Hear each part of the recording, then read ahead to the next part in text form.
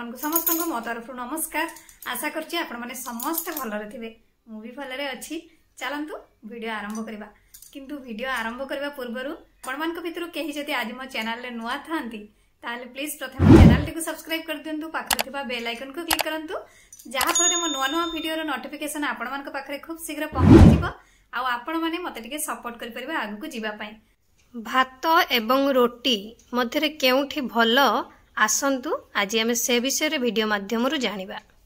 उभय रोटी एवं भात भारतीय भोजनर एक गुरुत्वपूर्ण अंश। प्रत्येक भारतीय घरे मध्याह्न भोजन एवं रात्रि भोजन समय रे आपण प्लेट रे रोटी एवं भात पाइबे। किंतु बेले बेले आमे ओजन ह्रास करबा एवं निजको फिट रखिबा पई एही दुईटी मध्यरु गोटिए बाछिबा विषय रे द्वंद्व रे पड़ी जाऊ।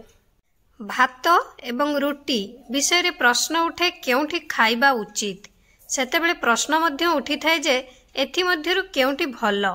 अधिकांश लोक भात पसंद करती। आउ भारत रे भात को अनेक राज्य रे एक मुख्य खाद्य भावे विवेचना करा जाए। वास्तव रे भात समग्र विश्व रे बहुल भावरे व्यवहृत हुए।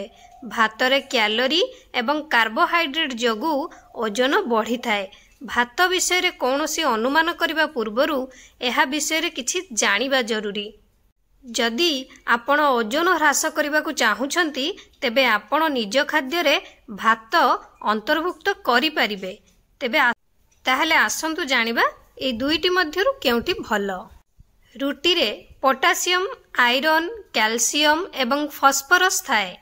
एथि सहित भात रे कैल्शियम न थाए एवं पोटासियम एवं फॉस्फोरस मध्य कम थाए। धला चाउल रे बादामी चाउल अपेक्षा कम फाइबर थाए।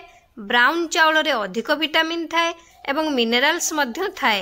ब्राउन चाउल रे मैंगानीज, सेलेनियम, फॉस्फोरस एवं मैग्नीशियम थाए। उभय रोटी एवं भात रो कार्बोहाइड्रेट एवं कैलोरी मूल्य समान थाए। रुटी पुष्टिकर अटे किंतु एथिरे सोडियम मध्य मिली थाए। भात रे सोडियम नाही। भात रे कम डायटरी फाइबर थाए जेतेबेले रोटी रे अधिक प्रोटीन एवं फाइबर थाए। ताहले एबे आपण माने चिंता करंतु केउटा खाइबा भल। किंतु आपण माने निज खाद्य रे चाउल को भी जोटा कि भात को अंतर्भुक्त करि परिबे। कारण भात एवं रोटी रो कार्बोहाइड्रेट एवं कैलोरी परिमाण समान थाए। सेमती रुटी पुष्टिकर अटे किंतु एथिरे सोडियम मध्य थाए। आउ चाउल रे जोटा कि भात रे सोडियम न थाए। सेमती आपणकर भात रे कम डायटरी फाइबर थाए आउ रोटी रे अधिक प्रोटीन एवं फाइबर थाए। आशा करछि आपण मानकु वीडियोटी भल लागिथिबो। मु ताले रखुछि पुणी देखाबो नेक्स्ट वीडियो रे। किंतु आपण माने please like, comment, share, subscribe करिया पे भूलिबेनी। मते ताले विदाई दियंतु। नमस्कार।